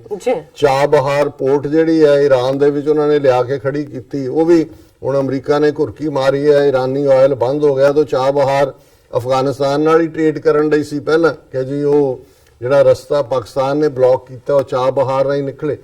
ਹੁਣ ਤੁਸੀਂ ਇਸ ਸਾਰੀ, ਜਦੋਂ ਮੈਂ ਸੁਸਾਈਡ ਬੰਬਿੰਗ ਦੀ ਗੱਲ ਕਰਦਾ ਹਾਂ, ਤੇ ਇਹ ਸਾਰੇ ਸਿਨੈਰੀਓ ਨਜ਼ਰ ਆਉਂਦੇ ਨੇ ਕਿ ਹੁਣ ਜਿਹੜਾ ਇਹਨਾਂ ਦਾ ਮੇਨ ਨੈਗੋਸ਼ੀਏਟਰ ਹੈ ਤਾਲਿਬਾਨ ਦੇ ਨਾਲ ਖਾਲਿਦ ਜ਼ਾਦ, ਉਹ ਜਿਹੜਾ, ਔਰ ਇਹ ਖਬਰ ਜਿਹੜੀ ਹੈ ਅਸੀਂ ਦੇਖਦੇ ਹਾਂ ਕਿ 7 ਮਈ ਦੇ ਹਵਾਲੇ ਨਾਲ 8 ਮਈ ਨੂੰ ਇਹ ਸੁਸਾਈਡ ਬੰਬਿੰਗ ਵਾਲੀ ਖਬਰ ਹੈ ਜਿਹੜੀ ਹੈ, ਔਰ ਇਹ ਹੈ India US agree to save Afghan gains in 18 years. ਹੁਣ ਇਹ ਖਾਲਿਦ ਜ਼ਾਦ ਦੋਹਾ ਦੇ ਵਿੱਚ ਤਾਲਿਬਾਨ ਦੇ ਨਾਲ ਗੱਲਬਾਤ ਕਰ ਰਿਹਾ, ਉੱਥੋਂ ਉੜਿਆ ਤੇ ਇਹ ਦਿੱਲੀ ਦੇ ਵਿੱਚ ਆ ਗਿਆ, ਔਰ ਇਹ ਬਿਆਨ ਦਿੱਤਾ ਜਾ ਰਿਹਾ ਦੋਨਾਂ ਵੱਲੋਂ। ਔਰ ਇਹ ਜਿਹੜੀ ਗੱਲਬਾਤ ਇਹਨਾਂ ਦੀ ਉੱਥੇ ਹੋਈ ਖਾਲਿਦ ਜ਼ਾਦ ਦੇ ਨਾਲ, ਹੁਣ ਇੰਡੀਆ ਤੋਂ ਸਾਈਡ ਤੋਂ ਦੇਖੋ ਕਿਨੇ ਕਿਨੇ ਇਹਦਾ ਜ਼ਾਲਮੇ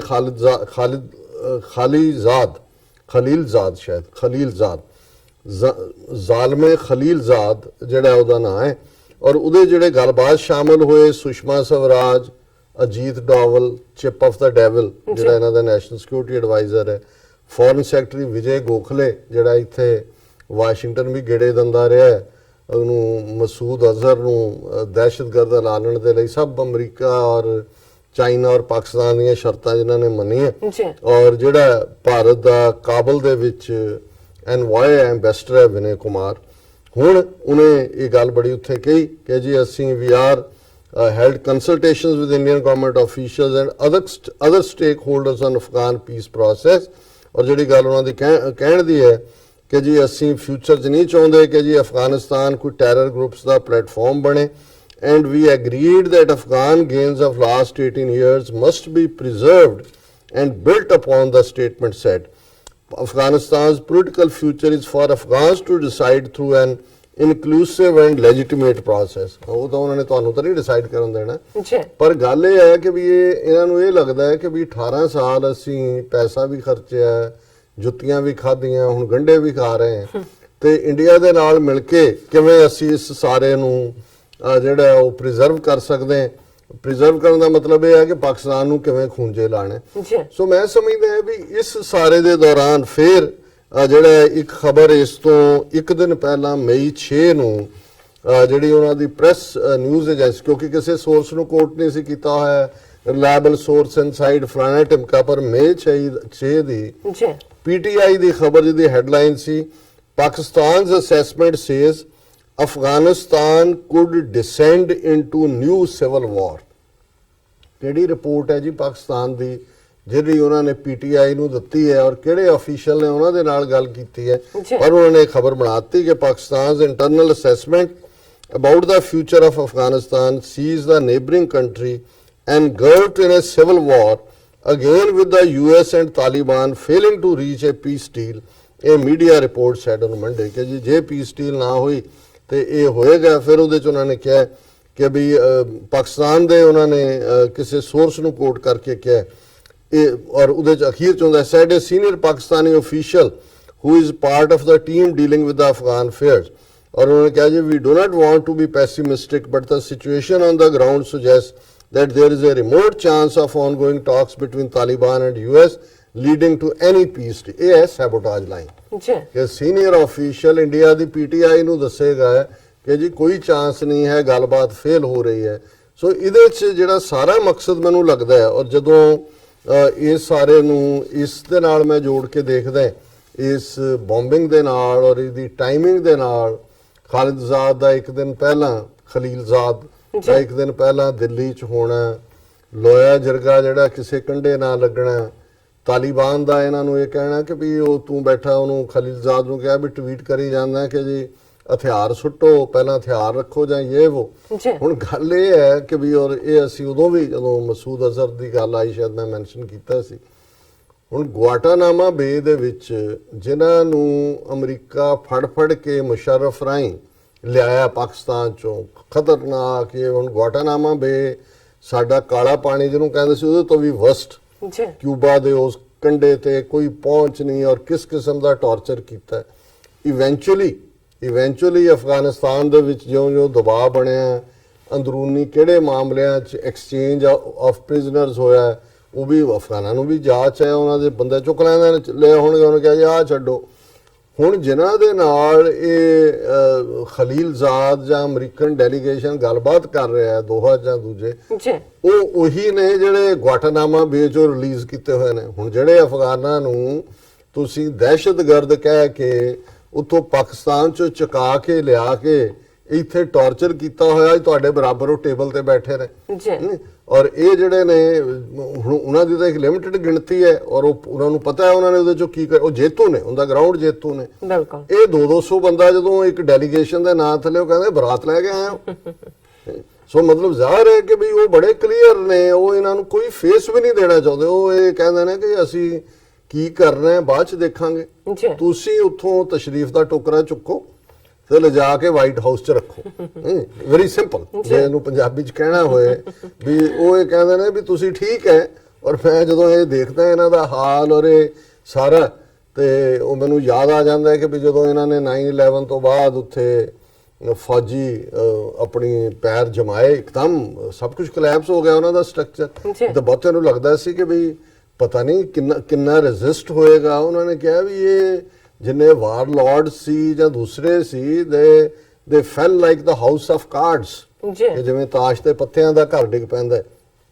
ਪਰ ਫਿਰ ਇੱਕ ਬੁੱਢੇ ਅਫਗਾਨ ਦੇ ਨਾਲ ਜਿਹੜਾ ਸੋਵੀਅਤ ਯੂਨੀਅਨ ਵੇਲੇ ਵੀ ਜਿਹਨੇ ਲੜਾਈ ਲੜੀ ਹੋਈ ਸੀ, ਇੱਕ ਕੈਨੇਡਾ ਦੀ ਜਰਨਲਿਸਟ ਬੀਬੀ, ਔਰ ਉਹ ਕਿਉਂਕਿ ਸੱਚੀਆਂ ਰਿਪੋਰਟਾਂ ਕਰਦੇ, ਬਾਅਦ ਉਹਨੂੰ ਵੀ ਸੀਨ ਤੇ ਬਹੁਤੀ ਰਿਪੋਰਟਿੰਗ ਉਹਨੇ ਨਹੀਂ ਕੀਤੀ, ਤੇ ਉਹ ਉਹਨੂੰ ਪੁੱਛਦੀ ਹੈ ਕਿ ਜੀ ਇੱਥੇ ਮਤਲਬ ਫੌਜ ਆਏ, ਕੋਈ ਮੁਕਾਬਲਾ ਹੀ ਨਹੀਂ ਹੋਇਆ ਸਾਰੇ ਹੀ। ਤੇ ਉਹ ਉਹਨੂੰ ਕਹਿੰਦਾ ਆਪਣੇ ਨਾਲ, ਉਹ ਇੰਟਰਪ੍ਰੇਟਰ ਹੈ, ਕਹਿੰਦਾ ਵੀ ਨਹੀਂ ਇੱਥੇ ਕਹਿੰਦਾ ਜੋ ਵੀ ਆ ਜਾਏ ਆ ਸਕਦਾ, ਅਸੀਂ ਬਹੁਤ ਵੈਲਕਮਿੰਗ ਲੋਕ ਹੈ, ਅਸੀਂ ਹੁਣ ਤੁਹਾਡੀ ਫੌਜ ਆਈ ਹੈ ਮੋਸਟ ਵੈਲ। ਉਹ ਕਹਿੰਦੀ ਦੈਨ, ਕਹਿੰਦੇ ਫਿਰ ਜਾਂਦੇ ਸਾਡੀ ਮਰਜ਼ੀ ਨਾਲ, ਕਹਿੰਦੇ ਵੀ ਕਲੌਕ ਤੁਹਾਡਾ ਤੇ ਟਾਈਮ ਸਾਡਾ, ਹਾਂ ਇਹ ਫਿਰ ਜਾਂਦੇ ਸਾਡੀ ਮਰਜ਼ੀ ਨਾਲ ਨੇ। ਸੋ ਉਹ ਤਾਂ ਉਹਦਾ ਵੀ ਫਨ ਬਣਾ ਰਿਹਾ ਸੀ ਕਿ ਵੀ ਤੁਸੀਂ ਹੁਣ ਸਮਝਦੇ ਹੋ ਕਿ ਉਹ ਵੀ ਪਾਰਟ ਆਫ ਦਾ ਨਿਕਲ ਗਏ ਪਾਸੇ ਨੂੰ। ਫਿਰ ਉਹਨਾਂ ਨੇ ਕਿਵੇਂ ਰੈਜ਼ਿਸਟ ਕੀਤਾ, ਕਿ ਇਹਨਾਂ ਨੇ ਕਿਹੜੇ ਕਿਸਮ ਦਾ ਬੰਬ ਉੱਥੇ ਨਹੀਂ ਸੁੱਟਿਆ, ਕਦੇ ਜਿਹੜੇ ਨਾਂ ਨਹੀਂ ਵੀ ਸੁਣੇ ਸੀ, ਕੋਈ ਰੋਜ਼ੀ ਕਟਰ, ਕੋਈ ਡੇਜ਼ੀ ਕਟਰ, ਕੋਈ ਲੇਜ਼ੀ ਕਟਰ, ਤੇ ਪਤਾ ਨਹੀਂ ਕਿਹੜੇ ਕਿਹੜੇ ਕਟਰ ਬੀਬੀਆਂ ਦੇ ਨਾਂ ਰੱਖੇ ਹੋਏ ਨੇ। ਲੇਕਿਨ ਇਹ ਉਹਨਾਂ ਦੇ ਬੰਬ ਡਿੱਗ ਕੇ ਪੈਂਦਾ ਸੀ, ਉਹਨਾਂ ਤੋਂ ਥੋੜੀ ਦੇਰ ਬਾਅਦ ਉਹਨਾਂ ਦੇ ਨਿਆਣੇ ਭੱਜ ਰਹੇ ਹੁੰਦੇ ਸੀ, ਉਹ ਗਰਮ ਨੂੰ ਚੁੱਕ ਕੇ ਉਹਦੇ ਨਾਲ ਕੋਲ ਸਕ੍ਰੈਪ ਵੇਚਣ ਵਾਲਿਆਂ ਦੇ ਕੋਲ। ਤੁਸੀਂ ਉਹਨਾਂ ਨੂੰ ਕਿੱਥੋਂ ਖੌਫਜ਼ਦਾ ਕਰ ਲੋਗੇ, ਨਾਲੇ ਉਹਨਾਂ ਦੀ ਆਪਣੀ ਧਰਤੀ ਹੈ, ਉਹ ਕਿਉਂ ਨਾ ਲੜਨ ਉਹਦੇ। ਸੋ ਮੈਂ ਇਹ ਸਮਝਦਾ ਵੀ ਇਹ ਜਿਹੜਾ ਸੁਸਾਈਡ ਅਟੈਕ ਹੈ, ਇਹ ਵੀ ਪਾਕਿਸਤਾਨ ਨੂੰ ਮੈਸੇਜ ਦਿੱਤਾ। ਮੈਸੇਜ ਕਿਹਨੇ ਦਿੱਤਾ ਹੈ ਹੁਣ ਇਹਦੇ ਤੇ ਤਾਂ ਅਸੀਂ ਉਂਗਲ ਨਹੀਂ ਰੱਖ ਸਕਦੇ, ਪਰ ਅਲਟੀਮੇਟਲੀ ਇਹੀ ਹੁੰਦਾ ਹੈ ਕਿ ਵੀ ਜਦੋਂ ਤੁਸੀਂ ਸਾਰੇ ਦੇਖਦੇ ਹੋ ਕਿ ਕਿਹੜੀ ਯਾਰਾਂ ਦੀ ਜੁੰਡਲੀ ਹੈ, ਜਿਨ੍ਹਾਂ ਨੂੰ ਲੱਗਦਾ ਹੈ ਕਿ ਵੀ ਸਾਡੀ ਪਲੇਟ 'ਚ ਵੀ ਕੁਝ ਰੱਖੋ, ਤੇ ਉਹਨਾਂ ਨੂੰ ਲੱਗਦਾ ਵੀ ਦੂਜੇ ਪਾਸੇ ਤਾਂ ਸਾਰੇ ਲੱਡੂਆਂ ਦਾ ਥਾਲ ਪਿਆ, ਤੇ ਉਹ ਫਿਰ ਕਈ ਵਾਰੀ ਜਿਹੜਾ ਉਹ ਲੈਣ ਦੇ ਲਈ ਲੱਡੂ ਜਾਂ ਗੁੜ ਜੇ ਮਾਂ ਕਹੇ ਵੀ ਨਹੀਂ ਖਾਣਾ, ਉਹ ਫਿਰ ਪੂਰਾ ਕੁਰਸੀਆਂ ਲਾ ਦਿੰਦਾ ਜਾਂ ਉਹ ਜਾਣ ਲੱਗੇ ਠੁੱਡ ਮਾਰ ਜਾਂਦਾ ਕਿਸੇ ਨੂੰ ਕਿ ਵੀ ਮੇਰਾ ਹਿੱਸਾ ਕਿੱਥੇ ਹੈ, ਮੈਨੂੰ ਵੀ ਦਿਓ। ਸੋ ਮੈਨੂੰ ਇਹ ਲੱਗਦਾ ਕਿ ਵੀ ਇਹ ਇਸ ਕਿਸਮ ਦਾ, ਪਰ ਇਹ ਇਨੋਸੈਂਟਸ ਦੇ ਬਲੱਡ ਦੇ ਨਾਲ ਇਸ ਕਿਸਮ ਦੀ ਡਰਟੀ ਪੋਲਿਟਿਕ ਕੋਈ ਵੀ ਪਾਤਰ ਹੋਏ, ਕਿਤੇ ਵੀ ਹੋਏ ਦੁਨੀਆ ਦੇ ਕਿਸੇ ਖੁੰਝੇ 'ਚ ਵੀ, ਇਹ ਕੰਡੈਮਨੇਬਲ ਹੈ ਜੀ। ਔਰ ਇਹਦੇ ਲਈ ਅਸੀਂ ਜਿਹੜਾ ਰੱਬ ਦੇ ਚਰਨਾਂ 'ਚ ਦੁਆ ਹੀ ਕਰ ਸਕਦੇ ਹਾਂ ਕਿ ਵੀ ਦੁਨੀਆ ਭਰ ਦੇ ਵਿੱਚ ਅਮਨ ਹੋਏ, ਪਰ ਸਾਡੇ ਖਿੱਤੇ 'ਚ ਜਿੱਥੇ ਕਿ ਬਹੁਤ ਜਿਹੜਾ ਖੂਨ ਖਰਾਬਾ ਹੈ ਸਾਰੇ ਦਹਾਕਿਆਂ 'ਚ ਅਸੀਂ ਦੇਖਿਆ, ਔਰ ਪਾਕਿਸਤਾਨ ਅਫਗਾਨਿਸਤਾਨ ਜੇ ਕੋਈ ਵੀ ਇਸ ਕਿਸਮ ਦਾ ਫਰਦਰ ਕੋਈ ਜਿਹੜੀ ਹੈ ਉਹ ਪੀਸ ਪ੍ਰੋਸੈਸ ਪ੍ਰੋਪਰਲੀ ਨਹੀਂ ਵਰਕਆਊਟ ਹੁੰਦੀ ਤੇ ਫਿਰ ਇੱਕ ਹੋਰ ਦੌਰ ਜਿਹਦੇ 'ਚ ਫਿਰ ਇਹ ਨਹੀਂ ਹੈ ਕਿ ਵੀ ਜਦੋਂ ਅਫਗਾਨਿਸਤਾਨ 'ਚ ਕੁਝ ਹੁੰਦਾ ਹੈ ਉਹਦਾ ਪਾਕਿਸਤਾਨ ਤੇ ਅਸਰ ਨਹੀਂ ਹੋਏਗਾ ਤੇ ਜੇ ਪਾਕਿਸਤਾਨ 'ਚ ਕੁਝ ਹੁੰਦਾ ਹੈ ਤੇ ਉਹਦਾ ਸਾਡੇ ਪੰਜਾਬ ਤੇ ਨਹੀਂ ਹੋਏਗਾ ਭਾਰਤੀ ਕਬਜ਼ੇ ਵਾਲੇ 'ਚ, ਤੇ ਜੇ ਉੱਥੇ ਹੁੰਦਾ ਹੈ ਤਾਂ ਫਿਰ ਇਹਦਾ ਮਤਲਬ ਇਹ ਨਹੀਂ ਵੀ ਜਮਨਾ ਪਾਰ ਨਹੀਂ ਹੋਏਗਾ। ਸੋ ਕੁੱਲ ਮਿਲਾ ਕੇ ਇਹ ਜਿਹੜਾ ਜੰਗਬਾਜ਼ ਨੇ ਔਰ ਜਿਹੜੇ ਇਸ ਕਿਸਮ ਦੇ ਅਮਨ ਦੇ ਕਾਤਲ ਨੇ ਉਹਨਾਂ ਦਾ ਤਾਂ ਉਹਦੇ ਚੋਂ ਨਿਕਲਦਾ ਹੈ। ਜੇ ਅਮਰੀਕਾ ਉੱਥੇ 10-12 ਸਾਲ ਫਸਿਆ ਰਿਹਾ, ਅਸੀਂ ਕਹਿੰਦੇ ਜੀ ਇੰਨੇ $100 ਬਿਲੀਅਨ ਖਰਚ ਹੋਇਆ, ਤਾਂ ਬਹੁਤ ਸਾਰਾ ਠੇਕੇਦਾਰ ਕਿਹਨਾਂ ਨੇ ਸਮਾਨ ਢੋਣਾ ਹੈ ਕਰਾਚੀ 에ਅਰਪੋਰਟ ਤੋਂ ਟਰੱਕਾਂ 'ਚ ਬੱਸਾਂ 'ਚ ਉੱਥੇ ਪਹਿਲਾਂ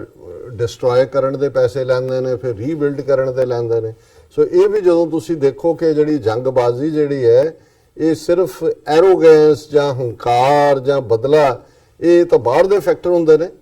ਲੇਕਿਨ ਇਸ ਦੇ ਵਿੱਚ ਵੀ ਫਿਰ ਬਹੁਤ ਸਾਰੇ ਫਾਈਨੈਂਸ਼ੀਅਲ ਇੰਟਰਸਟ ਜੁੜੇ ਹੁੰਦੇ ਨੇ ਜਿਹਦੇ 'ਚ ਕਿ ਵੱਡੀਆਂ ਵੱਡੀਆਂ ਜਿਹੜੀਆਂ ਸ਼ਾਰਕਸ ਨੇ ਉਹ ਇਹਦੇ ਲਈ ਉਸ ਚੋਂ ਉਹਨੂੰ ਹੜਪਦੀਆਂ ਤੇ ਆਮ ਬੰਦਾ ਕੋਈ ਨੈਸ਼ਨਲਿਜ਼ਮ ਦੇ ਨਾਂ ਥੱਲੇ ਮਰ ਰਿਹਾ, ਕੋਈ ਮਜ਼ਹਬ ਦੇ ਨਾਂ ਥੱਲੇ ਮਰ ਰਿਹਾ, ਕੋਈ ਗੈਰਤ ਦੇ ਨਾਂ ਥੱਲੇ ਮਰ ਰਿਹਾ।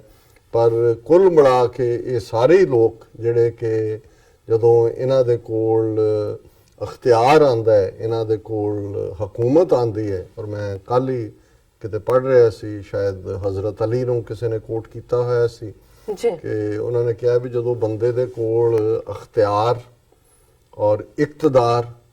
ਤਾਕਤ, ਅਖਤਿਆਰ, ਇਕਤਦਾਰ ਔਰ ਪੈਸਾ ਆਂਦਾ ਤੇ ਇਹ ਨਹੀਂ ਹੈ ਕਿ ਉਹ ਬੰਦਾ ਬਦਲ ਜਾਂਦਾ ਹੈ, ਉਹ ਬੰਦਾ ਬੇਨਕਾਬ ਹੋ ਜਾਂਦਾ ਕਿ ਉਸ ਦੇ ਵਿੱਚ ਉਹ ਸਾਰੇ ਨੈਗੇਟਿਵ ਟ੍ਰੇਟ ਪਏ ਹੁੰਦੇ ਨੇ, ਪਰ ਜਦੋਂ ਤੁਹਾਨੂੰ ਅਖਤਿਆਰ, ਇਕਤਦਾਰ ਔਰ ਪੈਸਾ ਇਹ ਆਂਦਾ ਮਿਲਦਾ ਤੇ ਫਿਰ ਤੁਹਾਡੇ ਇਨਸਾਨ ਦਾ ਜਿਹੜਾ ਅੰਦਰ ਲੁਕਿਆ ਹੋਇਆ ਜਿਹੜਾ ਅਸਲੀ ਚਿਹਰਾ ਹੈ ਉਹ ਬੇਨਕਾਬ ਹੁੰਦਾ। ਸੋ ਇਹੀ ਗੱਲ ਪਾਵਰਸ ਦੇ ਹਵਾਲੇ ਨਾਲ ਵੀ ਹੁੰਦੀ ਹੈ ਕਿ ਜਿਨ੍ਹਾਂ ਦੇ ਕੋਲ ਅੱਜ ਜੇ ਅਮਰੀਕਾ ਇਸ ਕਿਸਮ ਦਾ ਵਰਤਾਰਾ ਸਾਰੇ ਪਾਸੇ ਕਰ ਰਿਹਾ ਤੇ ਇਹ ਹੈ ਕਿ ਵੀ ਕਹਿਣ ਨੂੰ ਤੁਸੀਂ ਡੈਮੋਕ੍ਰੇਸੀ ਕਹੋ, ਲੋਕਾਂ ਦਾ ਭਲਾ ਕਹੋ, ਪਰ ਲੈ ਦੇ ਕੇ ਜਿਹੜਾ ਤੁਹਾਡਾ ਅਗਲੀ ਫੇਸ ਹੈ ਉਹ ਇਹੀ ਹੈ ਕਿ ਵੀ ਤੁਹਾਨੂੰ ਇਨਸਾਨੀ ਖੂਨ ਦੀ, ਇਨਸਾਨੀ ਜਿੰਦਾਂ ਦੀ ਕੋਈ ਪਰਵਾਹ ਨਹੀਂ ਹੈ। ਤੁਸੀਂ ਆਪਣੇ ਇੰਟਰਸਟ ਰੱਖੋ, ਲੋਕ ਜਿਹੜੇ ਨੇ ਉਹ ਲਾਸ਼ਾਂ ਗਿਣਦੇ ਰਹਿਣ ਔਰ ਤੁਸੀਂ ਡਾਲਰ ਗਿਣਦੇ ਰਹੋ। ਜੀ ਡਾਕਟਰ ਸਾਹਿਬ ਬਿਲਕੁਲ। ਇੱਥੇ ਲੈਣੇ ਆਪਣੇ ਬ੍ਰੇਕ ਤੋਂ ਪਹਿਲਾਂ ਅਸੀਂ ਦਰਸ਼ਕਾਂ ਤੇ ਸਰੋਤਿਆਂ ਨੂੰ ਅਪੀਲ ਤੇ ਬੇਨਤੀ ਕਰਦੀ ਹੈ ਵੀਅਰਸ, ਜਿਸ ਤਰ੍ਹਾਂ ਕਿ ਤੁਸੀਂ ਜਾਣਦੇ ਹੋ ਕਿ ਟੀਵੀ 84 ਇੱਕ ਪੰਥਕ ਚੈਨਲ ਹੈ। ਟੀਵੀ 84 ਸਿੱਖਾਂ, ਕਸ਼ਮੀਰੀਆਂ ਤੇ ਭਾਰਤੀਆਂ ਨੂੰ ਤੇ ਸਟੇਟਾਂ ਦੇ ਲੋਕਾਂ ਦੇ ਸਵੈ ਨਿਰਣੇ ਦੇ ਹੱਕਾਂ ਦਾ ਹਾਮੀ ਹੈ। ਅਸੀਂ ਚਾਹਾਂਗੇ ਕਿ ਤੁਸੀਂ ਟੀਵੀ 84 ਦੀ ਚੜ੍ਹਦੀ ਕਲਾ ਲਈ ਵੱਧ ਤੋਂ ਵੱਧ ਡੋਨੇਟ ਕਰੋ। ਡੋਨੇਟ ਕਰਨ ਲਈ ਸਾਡੀ ਵੈਬਸਾਈਟ tv84.tv ਤੇ ਜਾ ਕੇ ਪੇਪਲ ਦੀ ਵਰਤੋਂ ਕਰਕੇ ਵਨ ਟਾਈਮ ਡੋਨੇਟ ਕਰ ਸਕਦੇ ਹੋ, ਮੰਥਲੀ ਡੋਨੇਟ ਵੀ ਕਰ ਸਕਦੇ ਹੋ। ਤੁਸੀਂ ਟੀਵੀ 84 ਦੇ ਨਾਮ ਤੇ ਚੈੱਕ ਬਣਾ ਕੇ ਸਾਨੂੰ ਮੇਲ ਵੀ ਕਰ ਸਕਦੇ ਹੋ ਸਾਡੇ ਇਸ ਪਤੇ ਤੇ 36-01 ਐਵਨਿਊ, ਲੌਂਗ ਆਈਲੈਂਡ ਸਿਟੀ, ਨਿਊਯਾਰਕ 11101 USA, ਜਾਂ ਫਿਰ ਤੁਸੀਂ ਸਾਨੂੰ ਫੋਨ ਰਾਹੀਂ ਵੀ ਸੰਪਰਕ ਕਰ ਸਕਦੇ ਹੋ ਸਾਡੇ ਫੋਨ ਨੰਬਰ ਤੇ 5164060694। Thank you so much viewers. ਤੁਸੀਂ ਨਾਲ ਇਸ ਤਰ੍ਹਾਂ ਬਣੇ ਰਹਿਣਾ, ਮਿਲਦੇ ਹਾਂ ਛੋਟੇ ਜਿਹੇ ਵਕਫੇ ਤੋਂ ਬਾਅਦ।